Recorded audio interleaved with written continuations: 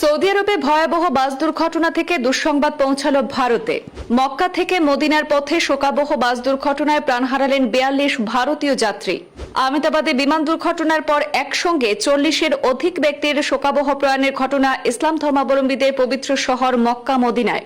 দুর্ঘটনাগ্রস্ত বাস যাত্রীদের অধিকাংশই ভারতের হায়দ্রাবাদের বাসিন্দা বলে জানা গেছে। শোকাবহ দুর্ঘটনাটি স্থানীয় সময় রবিবার রাত ১:৩০ নাগাদ ঘটেছে বলে জানা যায়। ভারতীয় মুসাফির বোঝাই বাসটির সঙ্গে তেলের ট্যাঙ্কারের সংঘর্ষে এত বড় আকারে প্রাণহানির ঘটনাটি সংঘটিত হয়েছে। ডিজেল ট্যাঙ্কারের সঙ্গে সংঘর্ষের জেরে বাসটিতে আগুন ধরে ঘুমন্ত অবস্থাতেই গুরুতরভাবে ক্ষতিগ্রস্ত হয়েছেন অধিকাংশ যাত্রী। ঘটনায় শোক প্রকাশ করেছেন ভারতের বিদেশমন্ত্রী এস জয়শঙ্কর। হতাহতদের মধ্যে রয়েছেন মহিলা এবং শিশুও। দুর্ঘটনার শিকার ভারতীয়দের দ্রুত সহায়তা করতে রিয়াদ দূতাবাসকে নির্দেশ দিয়েছেন ভারতের বিদেশমন্ত্রী এস জয়শঙ্কর।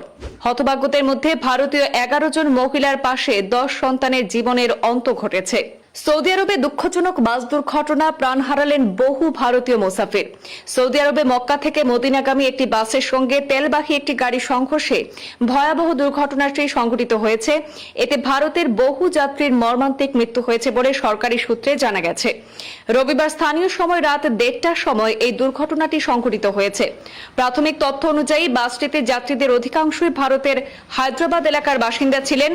সংঘর্ষের পর আগুন লেগে গেলে পরিস্থিতি জটিল হয়ে ওঠে।